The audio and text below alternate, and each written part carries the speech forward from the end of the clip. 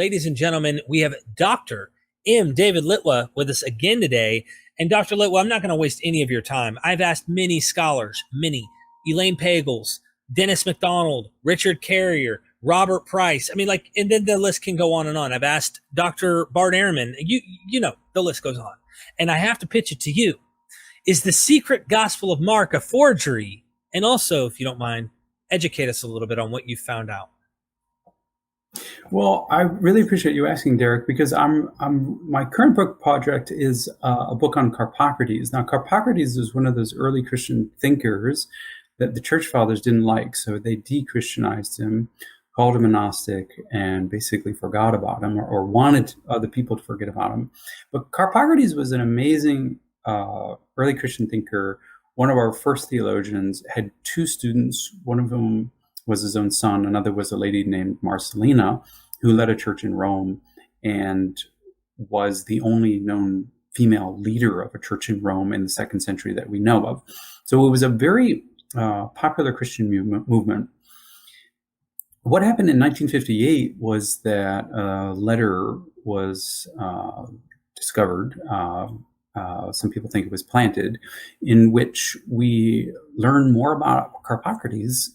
And in this letter, it said that Carpocrates, who was in Alexandria, basically tricked a local presbyter or priest or pastor, as it were, by magical arts into bringing him a version of the Gospel of Mark, which I'll just call Mystic Mark, which was or sometimes called Longer Mark, which was only used in Alexandria, and that Carpocrates got a hold of this, and that he not only used this for his community, but that he actually made some insertions which seemed scandalous to Clement of Alexandria, who's the late 2nd century early Christian writer, who supposedly writes this letter called the Epistle to Theodore.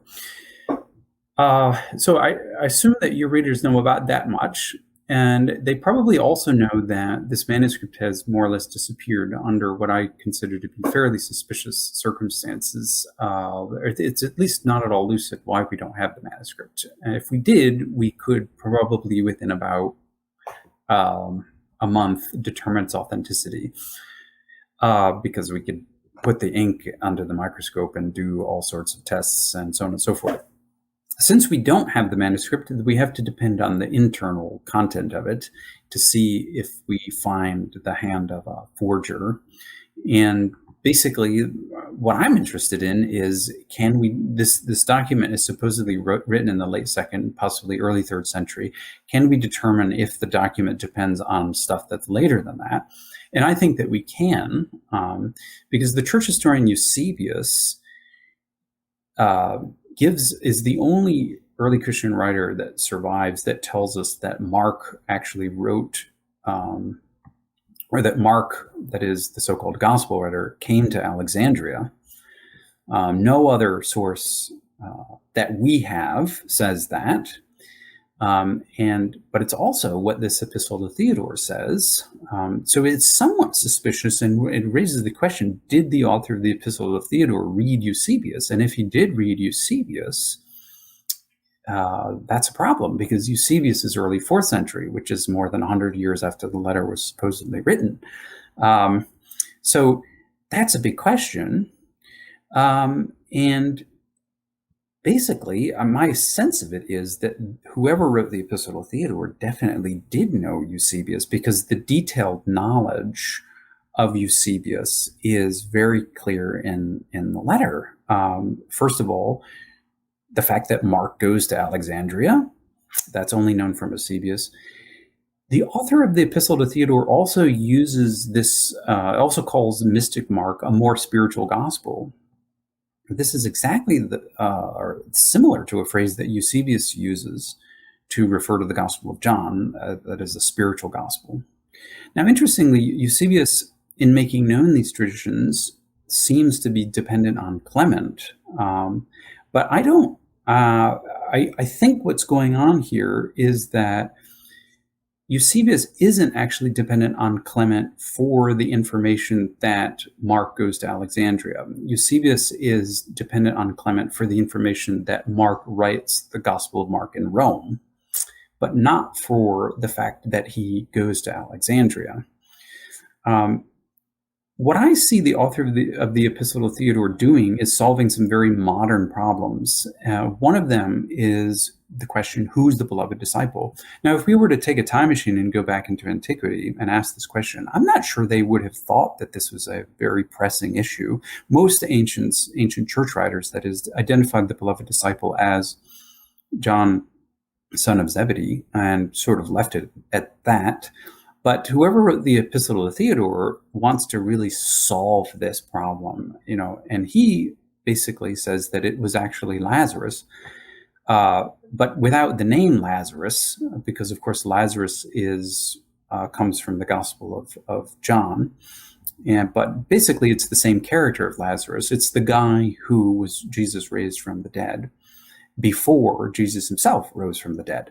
So there's this weird attempt to solve what I think is a fairly modern problem, that is, who actually is the beloved disciple. Another interesting problem the Epistle of Theodore tries to solve is how Mark can write both before and after Peter died. Because according to early tradition, Mark wrote his gospel in Rome, but some later Christians thought that he also wrote his gospel in Alexandria. And that's John Chrysostom thinks that. And the question is, did he write it before or after Peter died? Did he write it before Peter died in Rome or after Peter died in Alexandria? And actually, the ancient writers disagree on this. And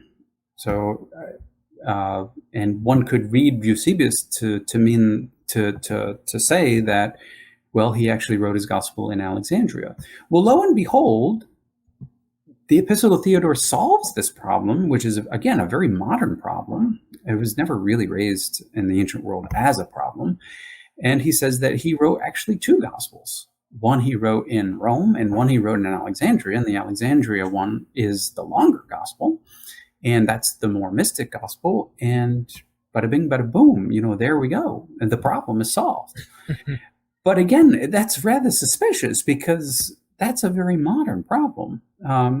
Now, I went back and I checked on Morton Smith's knowledge of Eusebius, and another scholar that's been doing some of this work is Grant Adamson from Arizona. And basically, I checked to see how much Morton Smith knew of Eusebius, and it turns out that he knew quite a bit of Eusebius.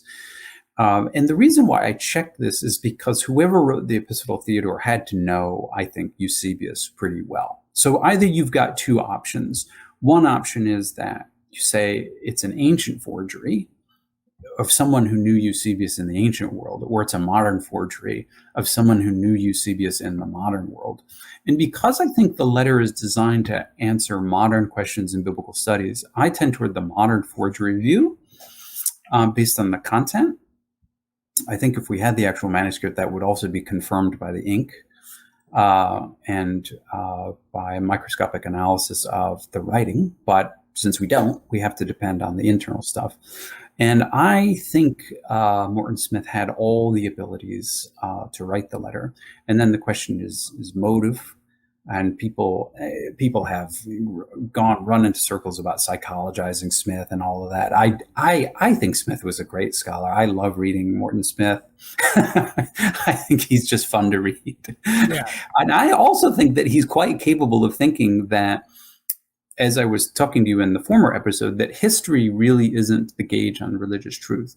I think that he whether or not he was trying to dupe his teachers, some of whom he did, in any kind, I don't think he was hostile, but I do think that he had this overall sense that truth isn't based on history.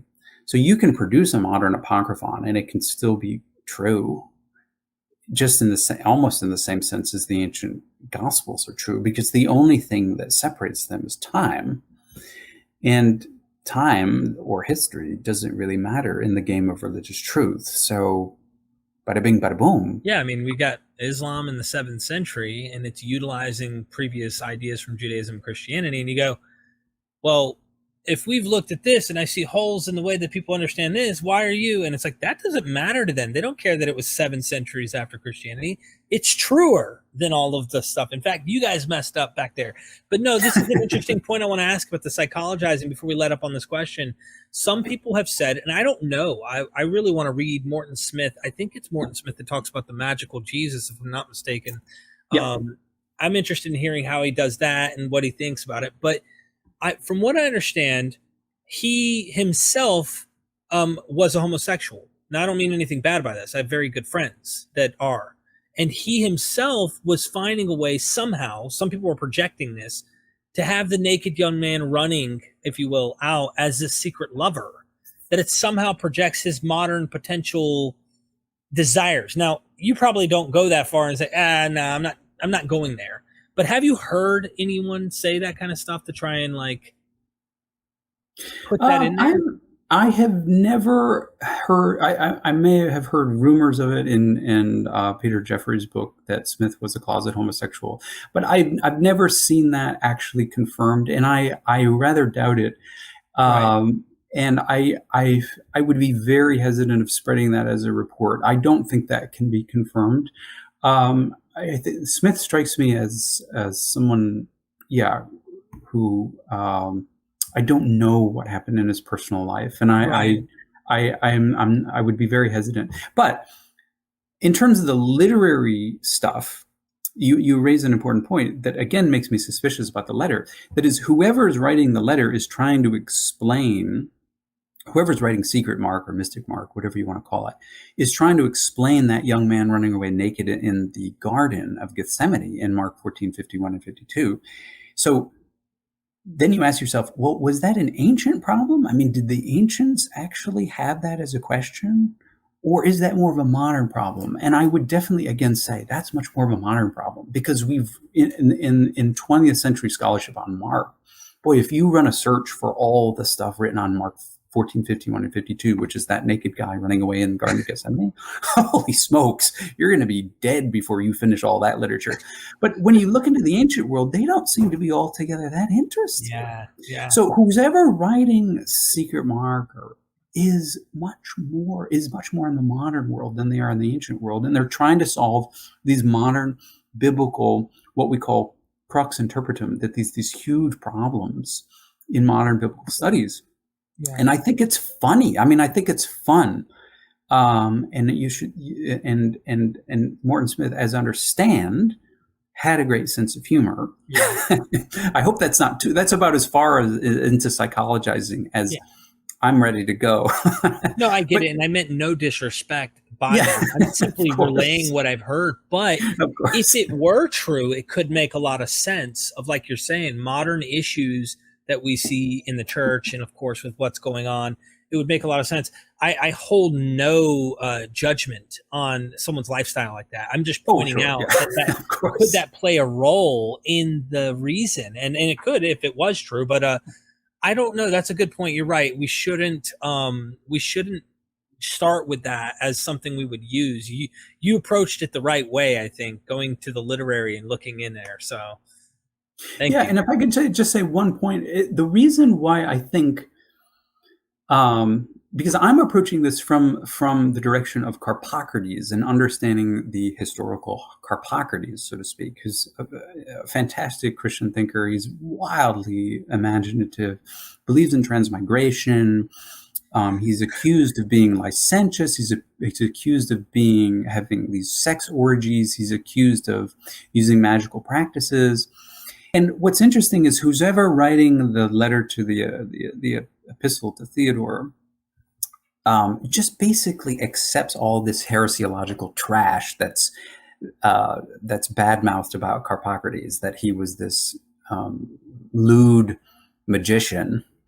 And so then the question is,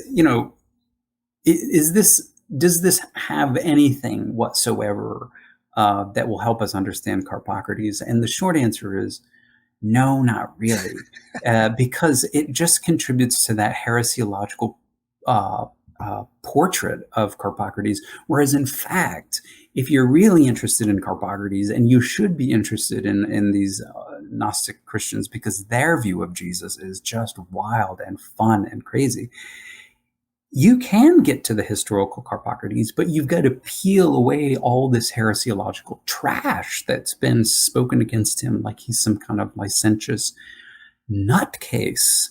And that, once you get rid of that, you can really start understanding the great Wild West of early Christianity and how fun it actually is. Mm-hmm. So for those interested in Secret Mark, I would urge you, get interested in Carpocrates, because the Carpocrates you see in Secret Mark is only repeating the Carpocrates in the heresiological literature. And what you really need to do is peel behind that heresiological literature to get us to an actual Carpocrates who really is worth studying. Interesting. We might have to do a follow-up where you can go into this more. I'm excited to hear what you've found about him. So, ladies and gentlemen, go get the books, How the Gospels Became History. We just did an episode on that, and we have more books that I do want to cover of yours, and you touch on a lot of stuff, like a lot of books that you have written. I ask everybody to go into the description and check it out for sure. Buy the books, and also go to his blog. He's got it here. He's just published this one. We're going to do an episode on that next, The Evil Creator. And, we're not doing too exhaustive. You need to read the work. But at some point, we might do some follow-up episodes going into some more of his work. So make sure you go down in the description. Check him out. Thank you, Dr. Litwa. I appreciate you on the Secret Gospel, Mark. Thanks very much.